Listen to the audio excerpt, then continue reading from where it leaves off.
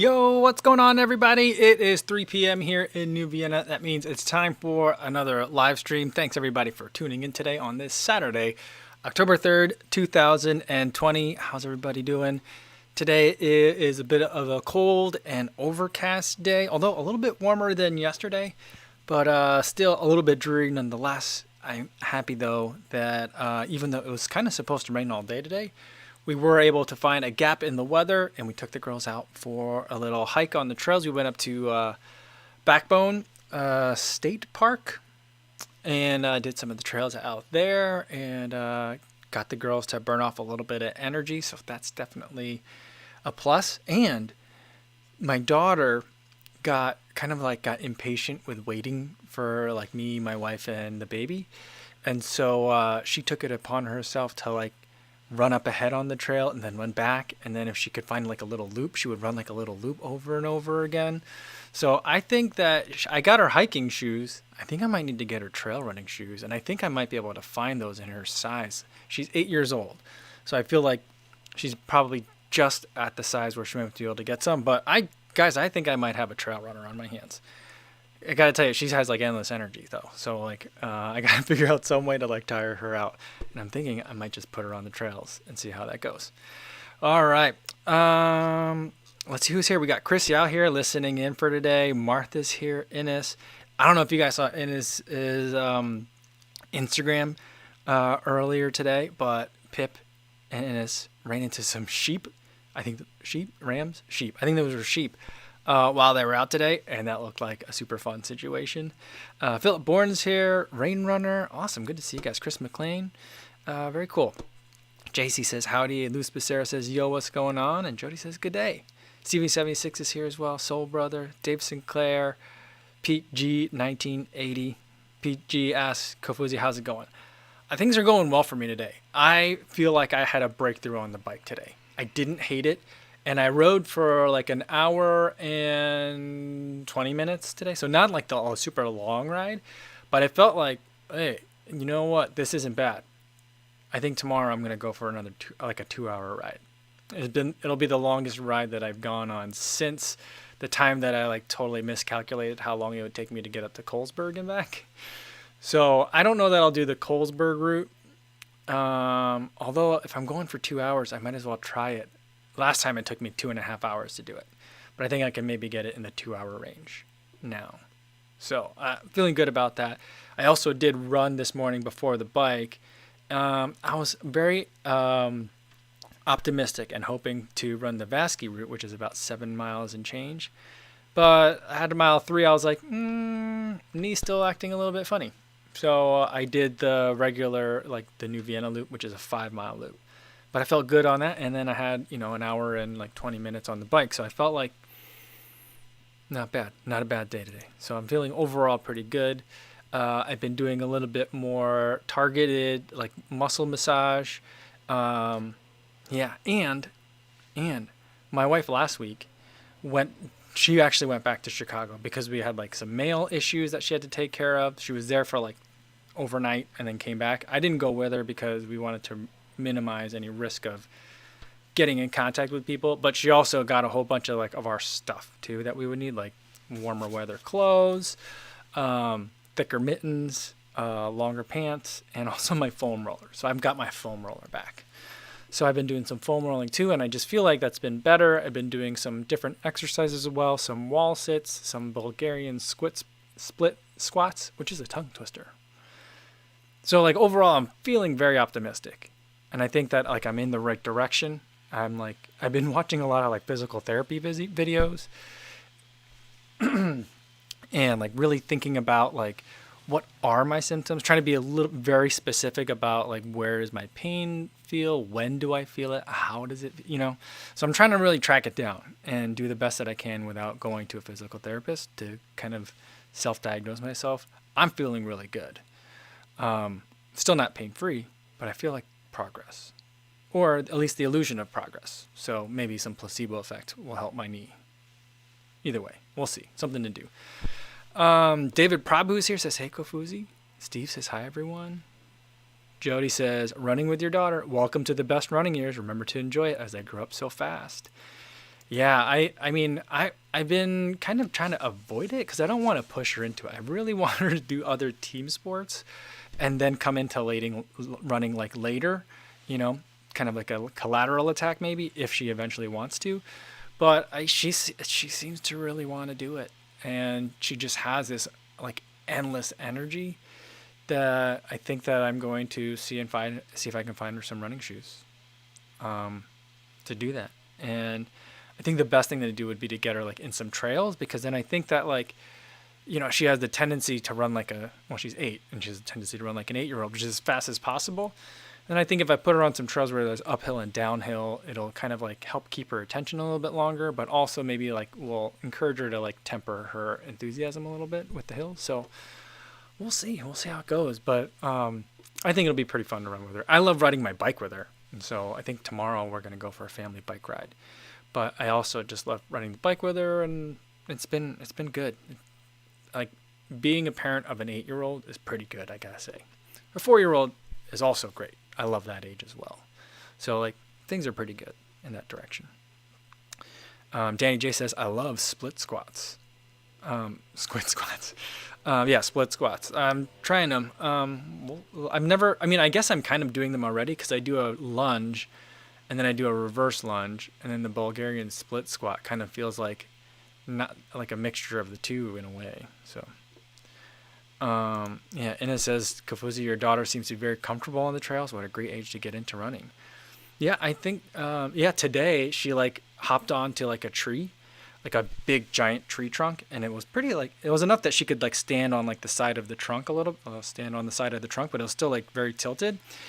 And then she like did some yoga. She was like, Dad, I'm doing a tree pose on a tree. How about that? And I was like, there you go. There you go. So she likes it out there. She really does seem to like it out on the trails. And so, I had to kind of like pull her aside and be like, hey, I know you really want to go running. We'll go running sometime, but like, we're on a family hike, so we got to stay with the family right now. So, but yeah, it's pretty cool. Pretty cool. I'm liking it. CL Furlong's here, but says he can't stick around. Off to do his 16.5K before the day kicks off here in Melbourne.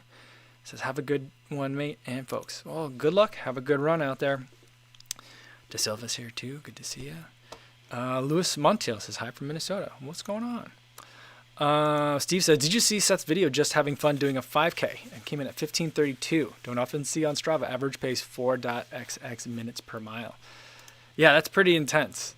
That's crazy. I saw that he did a 5K time trial. I actually didn't know what his 5K kind of time would be, but that's a fast 5K. Crazy insane. Yes, Eric the Red says, Seth is fast. He sure is. Chris McLean says, my daughter is 8 and loves cross country. Maybe we should get her out on the trails. Yeah, go for it. I mean, I don't know if it's bad for her or good for her, but I just feel like just getting her outside. I think it's going to be easier on her developing bones to be on the trails than it would be to be like on pavement, to run with me like on the roads and stuff. So that's kind of like where I'm thinking about that. It's like another reason why I want to keep her like on softer surfaces. But we'll see.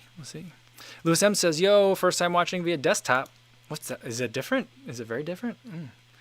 I was watching the Run Experience had a live stream like right after this one yesterday. So I checked in over there. I saw some of you guys over there too. It was good to see you guys. And I was watching it on a desktop, on this laptop here. And that was pretty cool. It was pretty cool to watch. It was very weird to not feel like I had to answer all the questions though. I kept feeling like, oh, no, I'm not, this is not my live stream. I'm not going to answer all those questions. So I was just like, I'm here just to listen. And so that was kind of fun. It was nice. And it says the Speedgoat 3s may have come to their limit today, he thinks. 460 miles in. I think they've had their day. Oh, that's a lot of miles. Wow. Yeah. Oh, Danny J says that Seth did it in Skechers. Ooh, interesting. Who would have thought 15 years ago that Skechers would be laying down 15-minute 5Ks? Well, I mean, Cheserek runs them in faster than 15:32 for sure, right? So, I mean, yeah, Skechers Performance definitely can hold it up. I mean, what's weird is that like, everyone gives Skechers Performance a hard time, including myself. No one gave them a harder, maybe not no one, but one of the people that gave them the hardest time was me, and it probably still is me to a large extent.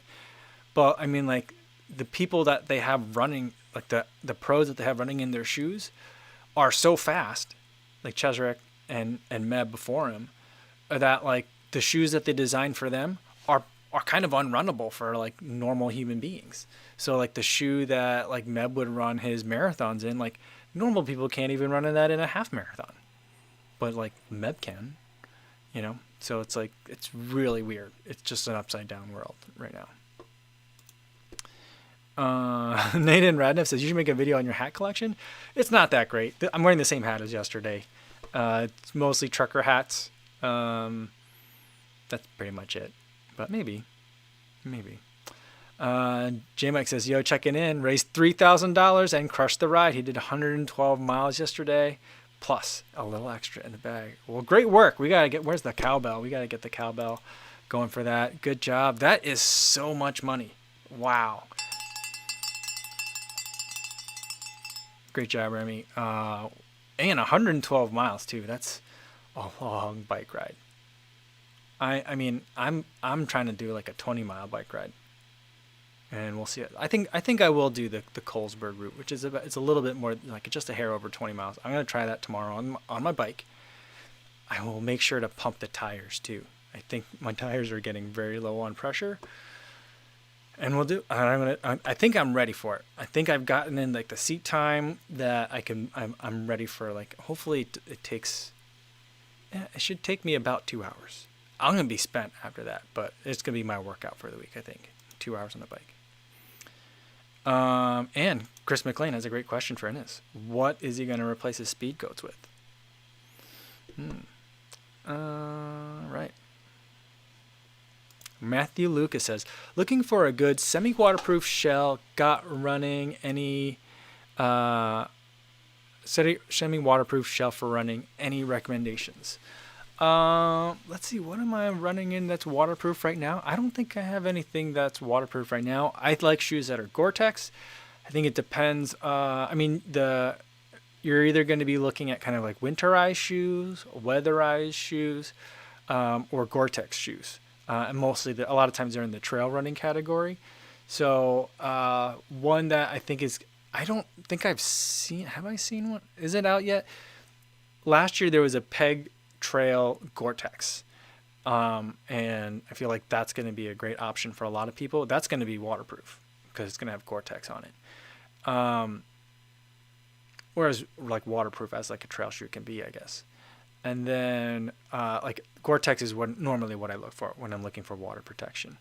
If it's warm where you are, though, then I look for things that drain well. But if it's cold when you're going to be using this, then I want that Gore-Tex shell. Hoka makes the Challenger ATR in a Gore-Tex version. The Challenger 5 did anyway. Is that their only Gore-Tex shoe, though? I'm not sure about that.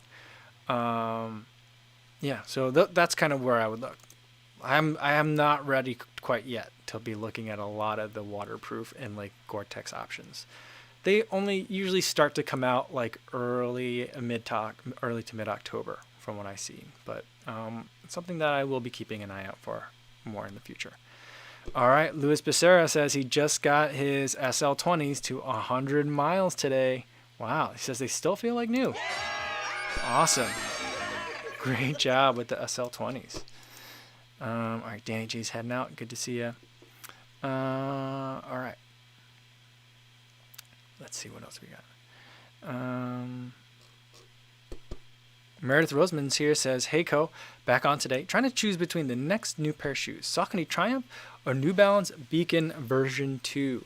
I think both of those shoes are great. I think the Saucony Triumph is like a marvel in that it's a max cushion shoe that feels like you're running in a daily trainer. So it's quite incredible. It has a hint of stability if you like that kind of thing.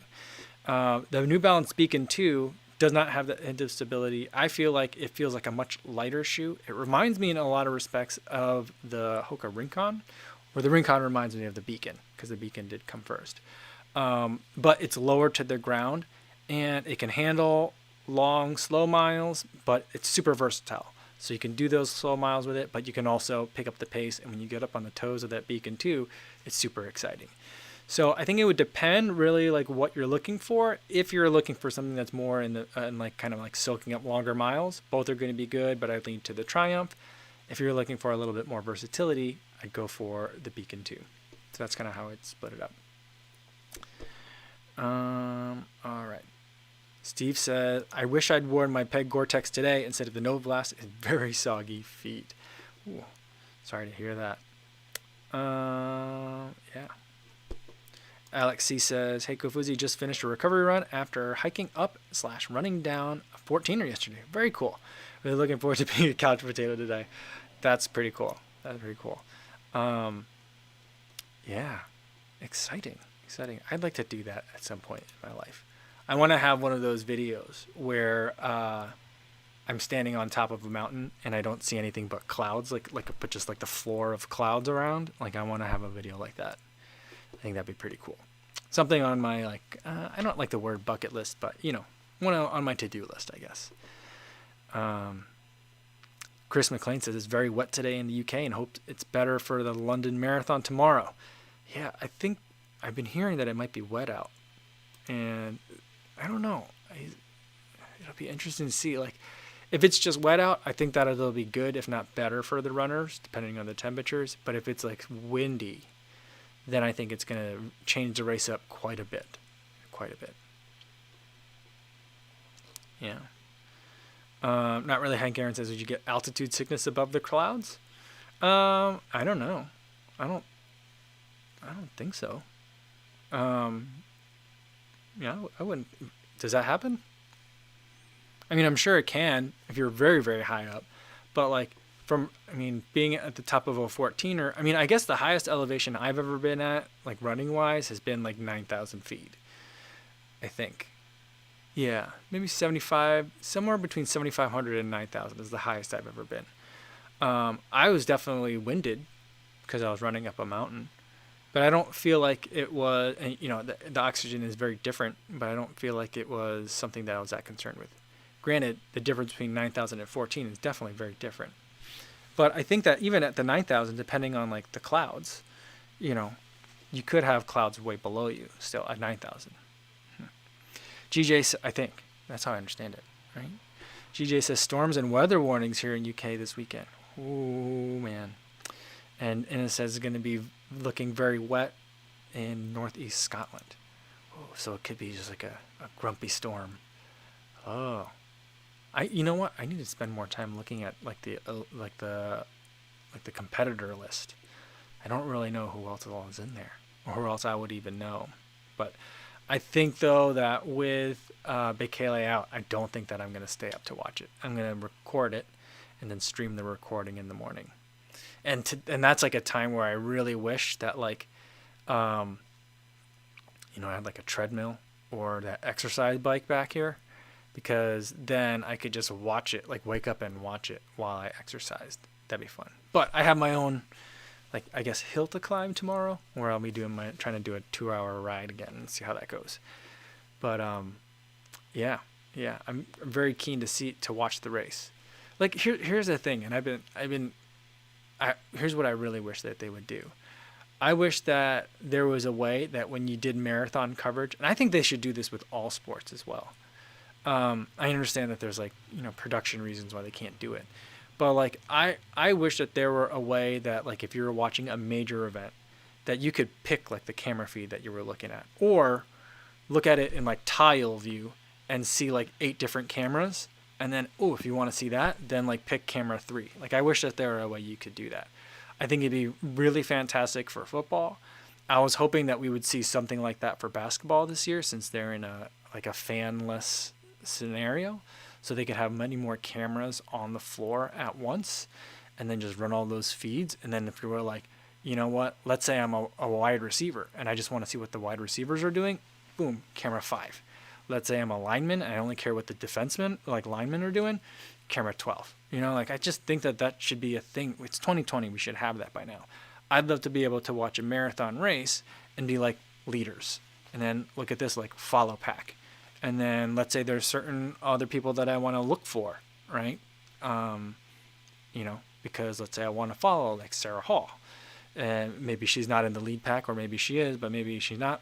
Boom, I could pick, a different like camera angle. That's what I would love to see. I think that'd be really expensive to do, probably, and that's probably why it's not being done. But I just think that like it would make it more interesting to watch than rather than like whatever they're feeding us, or they need to do a better job of feeding us the marathon when we're watching it. Steven Gersdorf says, I wish there was a marathon diamond league. I completely agree with you. I wish that there was like a circuit of like half marathon and marathons. Like I think it should be just those two events, and it goes through a city, like 16. But I mean, how do you do that? A diamond league for marathons, because it's like even like the what is like the Abbott. What do they have a league for it? Where like the Abbott World Majors, you get points for winning. Like if you win 2, then you win, like the competition. But it's like, how many more can you run than 2? That's why I feel like maybe the half marathon would be a way to do that. Or maybe we need to bring in like the 15K as a distance. So we have 5Ks, 10Ks, and 15Ks. I think you could probably race a lot of 15Ks in a circuit. It would be, I think something, I don't know. I just wish this was a better way to look at to see more long distance runners in a format that is, more like a season rather than just like a couple of races. I don't know. But I'm with you, Steven. Yeah, Martha says, Kofuzi, that's a great idea for interactive TV. Yeah, and not really Hank Aaron says camera angle is everything. Yeah, like we were talking about the other day. Like, you need to be able to show the runners in a way, and not just head on. Like, that's the worst angle, because you don't get a sense for how fast they're going. But make sure that we always get a sense for speed. We need a sense of scale no matter what.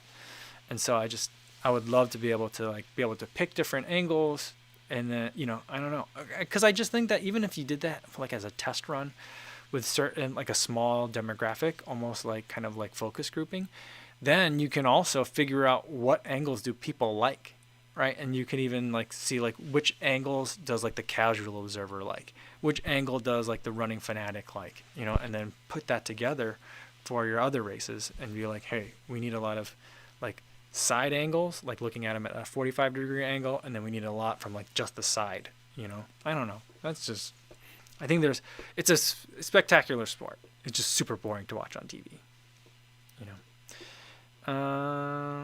Soul Brother says, this exists, player cams, etc. Does it really? Is it widely available though? How do you do that? Like, I think I'd probably watch more football. I probably wouldn't watch more football. But I think a lot of people would watch more football if they could do that. But it's not like something you could do like the entire like game, right? I feel like that's something that needs to be available. Not really. Hank Aaron says you should do a pole vaulting video. I'd love to get back out there in a pit and try doing it again. I probably would need several sessions before I was ready to actually like take a full run at it. I need to like relearn everything. Jody says 10K, 10 mile and a half series. That way you can get more events in. Yeah, I would love to see more of it. I would like to see more of like a like continuity. I mean, even if like, the other way to do it is like to take the different events and like, it doesn't have to be one company. Like, it doesn't have to be like, all right, well, rock and roll already has like so many events, so we have to use that. It could just be like, you pick this event's really great in Pittsburgh because it's super hilly and challenging, and this event's great over here because it's at altitude. This event's great because it's flat and fast. I just feel like pick and just like kind of, I don't know, like a world majors, but just not world majors, but something that you could do still every year. I don't know. I think it'd be fun. Not really. Hank Aaron says runners should have chest cams like police do. I think that'd be pretty funny. I don't think that any of the elites would ever do that, except for Seth. Frank Hillier says they need to get that drone camera more AI so they can just follow you along and do the whole thing. Yeah, I would love to be a drone pilot, so they could have like the truck in front of the runners, but then they should also have another guy with a drone and just following the runners along too, and give us that angle. I just think that would be great. I don't know. I just feel like there's a lot of fun things that could happen. I mean, I'm not considering at all what the cost of execution of all this stuff is. Like, yes, drone cameras are fun, but to be able to put drone cameras in a way that broadcasts live on a television feed via satellite, like, and there's like so many technological hurdles there, but I mean, like, that's what I'd like to see. Soul Brother says, I've seen it. Talking about the player cams. Maybe it's a European thing, but some sportscasts have red button option where you choose your view, player, leader versus chasing pack, etc. That's what I want. I want to see that. I've never seen it before. I mean, the only races that I've watched are basically on NBC Sports, or like just a regular like marathon coverage where it lasts like 2 hours and like 35, 2 hours, maybe 40 minutes. And most of the time you get the leader, unless the leader's like way far out, and then you get the chase pack most of the time, you know, and then you get some reaction from the crowd, and then you see some of the times when they go to their bottle stations, and then back to the leader. You know, it's kind of like pretty predictable and not that exciting, but GJ says, I like the YouTube video showing regular people on a treadmill trying to run at Kipchoge's marathon pace. Yeah, I think that's super funny.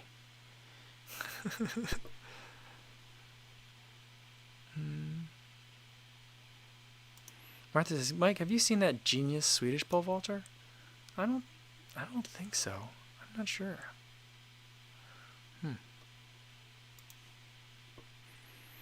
Ines says, Kofuzi does athletics video, steeplechase and pole vaulting for starters. Yeah, I mean, maybe I can find a way to get back into pole vaulting. That'd be weird. I don't know. That seems like not that prudent of a thing to do at my age, I guess. But because it's been 20 years since I pole vaulted. But I don't know.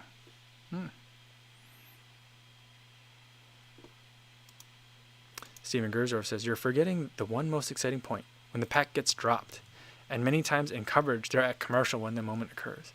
Yeah, why is that? Right? The moves are always like never caught on camera.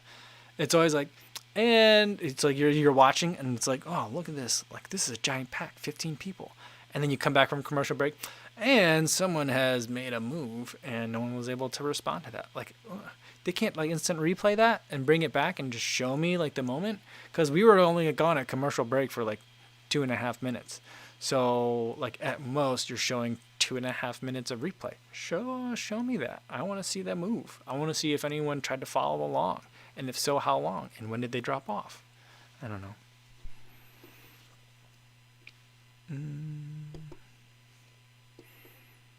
Frank Lillard says, my shoulders hurt just thinking about pole vaulting. Which it shouldn't though. Your shoulders are supposed to be really flexible. Like the force goes up and above your head, and your shoulders work like as a spring.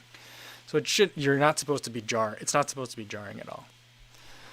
I learned that the very hard way. I had a lot of lower back pain in high school.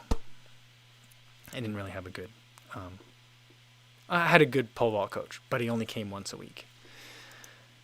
And it says the benefits of the BBC, no ad breaks. Oh really? Oh, I want to see I would love to see like the BBC's feed of the London Marathon then. Diet Alley's here. Diet Ally? Diet Ally. Diet Alley. It says, hi everyone. Chris says, you should pitch an adult track and field competition movie to Will Ferrell, Ben Stiller, kind of like dodgeball type vibe. Okay, back to work. I think it'd be kind of fun. I think like the funnier version of that would be if we had non-elites competing, like give one lane in every competition to a non-elite, and it was like an Olympics movie, and so it was like you would call it like B team, you know what I mean? And so like as a measure of trying to gain more interest in the Olympics, the Olympic Committee has assembled a crew of regular people, you know? And I feel like that'd be a great movie. And so you watch them like trying to train and figure it out, and then they have to try to compete and stuff. I don't know. That's where I think that movie goes. I don't think it would be that. I don't know how interesting it would ultimately be, but I just want to see regular people compete against Olympians. Again, it's context. You need scale. How fast are they really going? Dr. Funk 1216 says, are you getting excited about the London Marathon? Bummer that Bekele is out. I was rooting hard for him because his training videos, he's running in peg 36s. Oh, is he really? Not 37s? He's all about one generation back. Peg 36s and X percents, not 37s and alpha flies. I think that's amazing. But maybe that's why his, his calf? Maybe that's why his calf wasn't holding up. I am and I'm not, just because I'm like, it's without him in it, it's not as exciting. But I also feel like it's pretty star-studded, isn't it? I felt like the field was pretty thick. So I am and I'm not. I think I'm going to spend a lot of today trying to read up a little bit and trying to get, a little bit more into it. And I've got to make sure that I program it on the DVR. Steven Gerzer says, if marathoning became a big-time American sport, they stop the runners every few minutes for commercial timeouts. Maybe we should be thankful it remains a niche sport. That'd be funny. Okay, well, no, I don't think they would, because they don't do that for NASCAR. What do they do in NASCAR? They go to commercial break, but they still show you, the commercials come on, but you still see the race, in the corner, right? Isn't that what happens? Well, I'm trying to think of the last time I watched a NASCAR race on TV. I mean, because I never watched one in real life. I went to the Indy 500 one year. That was pretty amazing. But I never seen a NASCAR race. But my father-in-law watches it. But I'm trying to think of what happens during the commercial breaks, because they don't stop, so. But yeah, so I think we'd be all right even in that situation. And I'm trying to think back at the marathon trials. That was on regular NBC, wasn't it? And I think for that they still had some sort of feed going on even next to the commercial. So I think that should be the future of it. Soul Brother says the BBC feed is good, but it always has problems with the motorbike camera because of the high buildings disrupting the signal. Oh.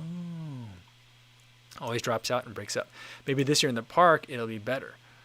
Yeah. I mean, the park that it's at, that's the park, that's where the Queen is, right? Is it that park? Is it? So, she's been able to watch the whole race? If she were so inclined? Is that, or am I wrong on that?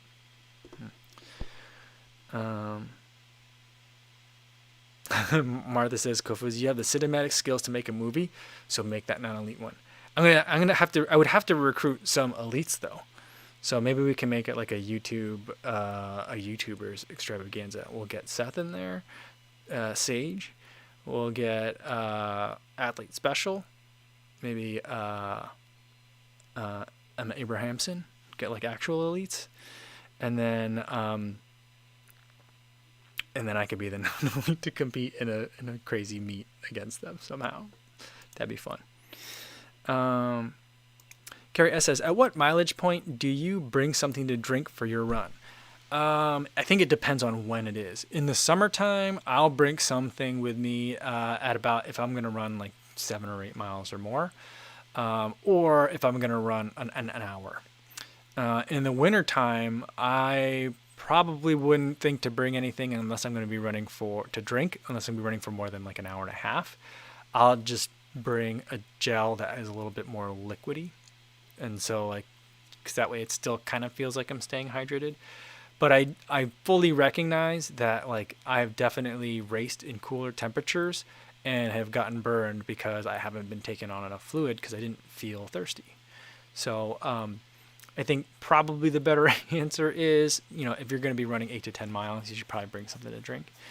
Or if you're going to be running for more than an hour, you should probably bring something to drink. But I usually don't unless it's more than an hour and a half.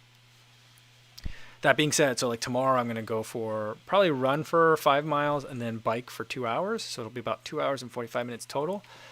I'll probably run without bringing water with me, eat a gel when I stop back at the house to get the bike, probably drink coffee if I'm going to be honest with myself, and then bring a couple gels with me for the bike ride.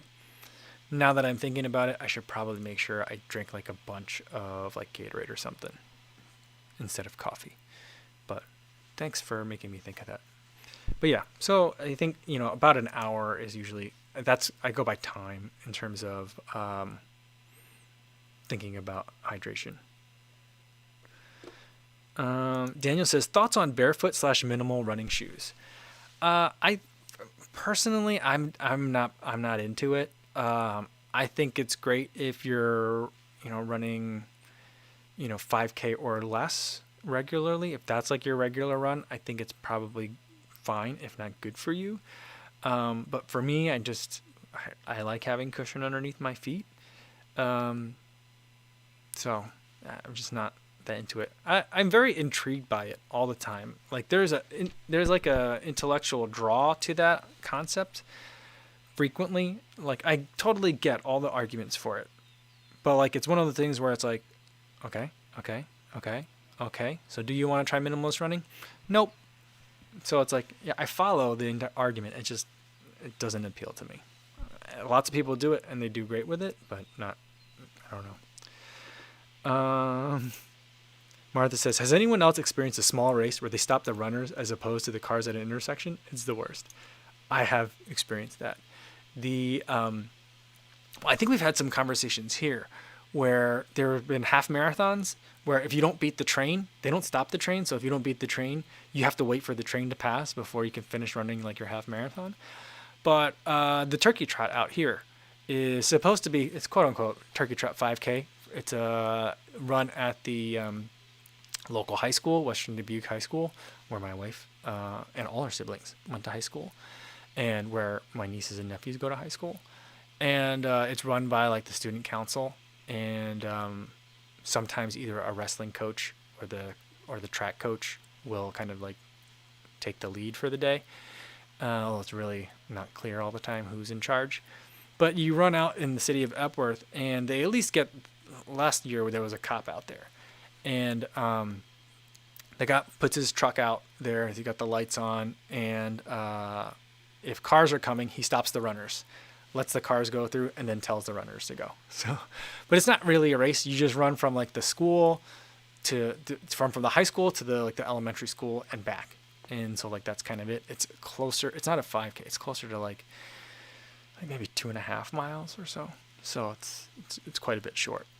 But everyone brings a can of food and then they donate all the food. So it's pretty fun. But yeah, they definitely stop the runners and not the cars. Even though the entire race is like 30 minutes, 40 minutes, So it's like, I guess there aren't really a lot of ways to divert people though. In these towns, there's not a lot of roads, so maybe they have to let it go.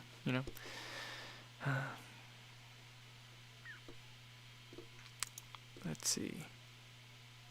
Frank LaHulier says, last year I was at a race around an airport, and they said they might have to stop people for planes. Whoa, that's weird. That's really weird. Not really. Hank Aaron says, Magwag in a Kofuzi movie. Love interest. I think Magwag is going to be in a movie, though, but she's in Jamie's movie. Yeah.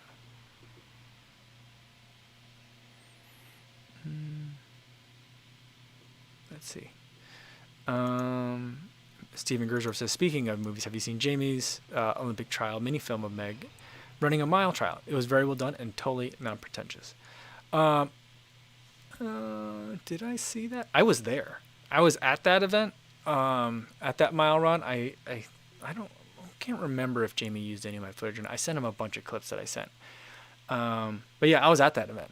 It was pretty cool. I don't remember if I saw his video. I know, is that the one where he made the trailer for the video, and that's what it was? Because I've seen that. He made a trailer for this documentary that's still kind of in the works. I don't remember. Ben Eng is here, just dropping in for a few minutes to say hi. Has an early night before virtual London tomorrow. Cool. Yeah, I think good luck to all the people that are going to be running the virtual London tomorrow. I think that's pretty cool. Be safe out there. But yeah, I've been seeing a lot of the flat runners, the flat light. I think in Europe they call them flat lays. In the U.S., people tend to call them flat runners, but I've been seeing that, and I love looking at people's flat runners. I'm just so curious as to like, oh, how many gels are they bringing? Was that arm sleeves? You know, like I love just like seeing that. Frank Lillier says, water bottle on the bike should be a no-brainer. You know, the bike that I have doesn't have a water bottle cage on it, and I don't know how to put a water bottle. I mean, do you just drill a hole in the bike? Because I have a cage, and I have a bike, but the bike doesn't have like the hole, like the mounts things for the water bottle cage. So does that mean I just get like a screwdriver, like, and like tap a hole and just drill into it? Is that how that works? I'm not sure.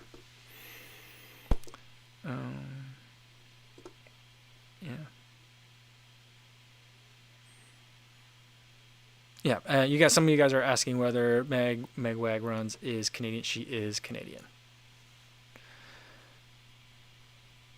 Stephen Grossdorf, yes, he says yes. I saw the video and I made a comment on it. Yeah, I couldn't remember. I didn't know if you were talking about like maybe there was a different one that I didn't see. Yeah. Run Frankfurt says greetings from Germany. Awesome. What's going on, Run Frankfurt? Let's see. Martha says Remy will answer that about mounting a water bottle cage. And it says, do not drill your bike frame. That's what I thought. Why would you do like it? I don't know. And Calvin Kwan says, just wear a vest while riding. I've done that. That's what I've been doing. I've been wearing my Ultimate Direction vest, and it has front water bottles, and I've been just bringing front water bottles with me on the ride. Because I'm like, I don't know how to put a water bottle cage on this bike. So Soul Brother says, no hole drilling. Come on, man. How else are I supposed to get a water bottle cage on the bike if there's no holes already for it? I don't understand. Oh, and it says if there's no bottle mounts, you can buy wraparound brackets to mount to the cage. Okay, all right. Stephen Gerser says, wear your hydro pack. That's what I'm gonna do. Ren Frankfurt says, wear a helmet with 2 beer cans and a straw attached. I mean, it's a helmet, so I'm wearing a helmet anyway, so maybe not. Maybe that's not a bad idea, I'm saying. Not really. Hank Aaron says duct tape. That'll work, and my father-in-law is a huge fan of duct tape. There's always so much of it. So, yeah, there we go. Jody says cable tie them out. Cable tie is the dream. Okay. It says King Life Tail. Yeah, I think I'm just gonna wear my vest tomorrow. Yeah, Alexi says 1 item solves 2 problems. That's efficiency. Talking about the riding with the beer helmet. Yeah, Stephen Gershoff, there are behind seat mounts triathlon style. I've seen that. That always looks so strange. You just got like bing, like a little water bottle like sticking up like that. It just seems like provocative in a way. I just think it looks really odd. But, you know, it's easier to reach than like down below, right? I don't know. I can't remember the last time that I actually reached down for, well, I guess I have, because I would on my spin bike that I had at the apartment. But even then, like, I put it in the cage a couple of times, but then after that I was like, this is annoying. So I just put it down like on like a shelf or like something near me when I was riding, and so that was easier. So I don't know, but I've never like ridden like on the road and had to reach for a bike for a bottle. Soul Brother says drink holder on the handlebars. I'm riding a mountain bike, a Walmart mountain bike anyway, so maybe not. Carrie S says serious but gross question. Those are my favorite kind. How do you deal with extra sputum production with the weather getting cooler on a run?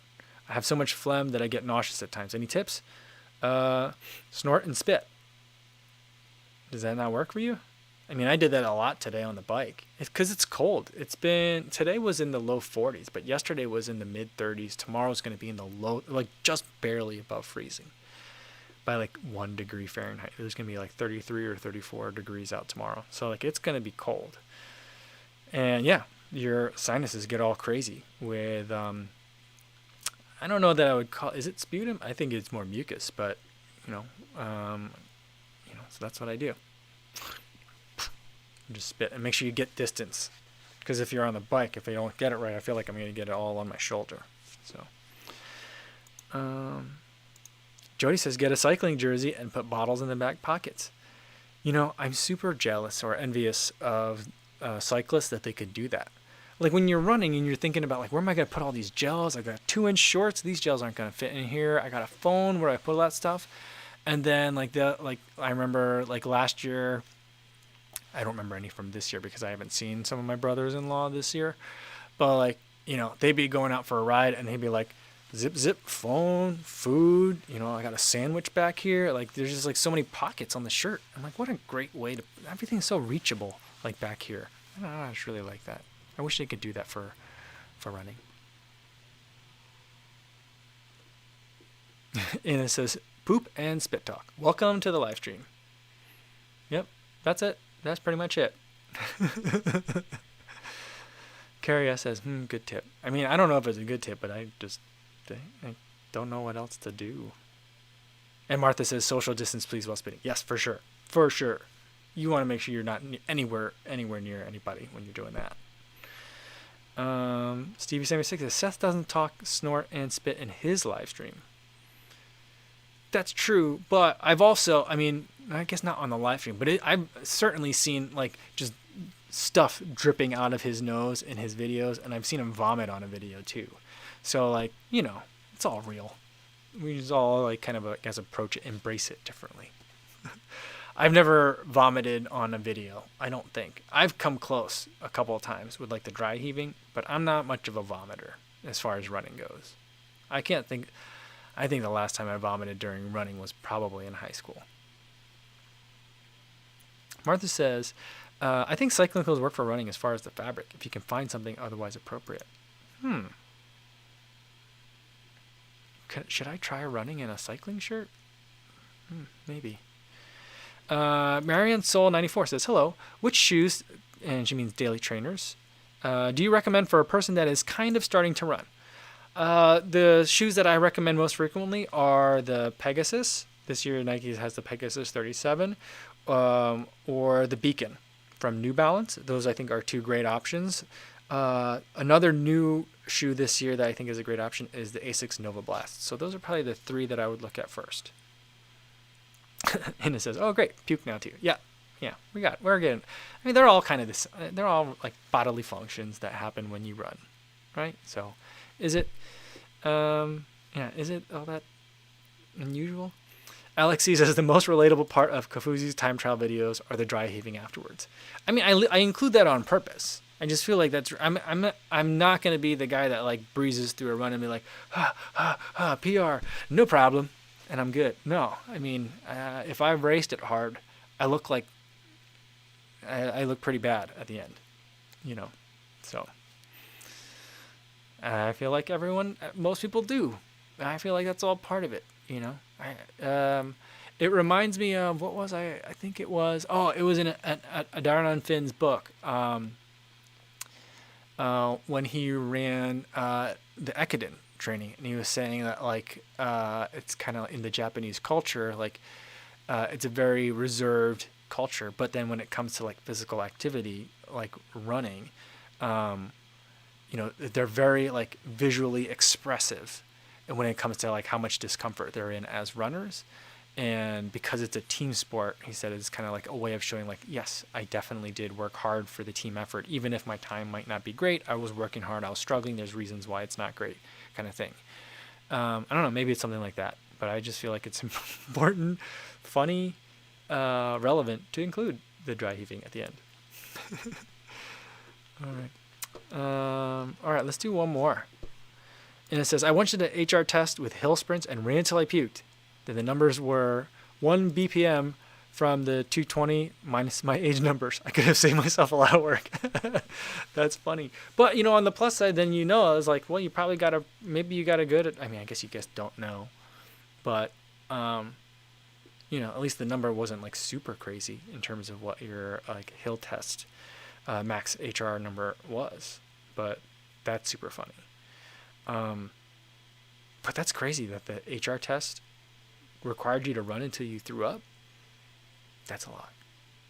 Because I've done recently did an 8K time trial and a 5K time trial. I feel like from there I can kind of pick out what my max HR is by looking at some of the later stages of that race. Probably the 5K would be a better one to look at, because I feel like at the 8K there was a period right or after the 5K mark where I wasn't coasting, but like I just definitely didn't mentally have it in me to keep pushing.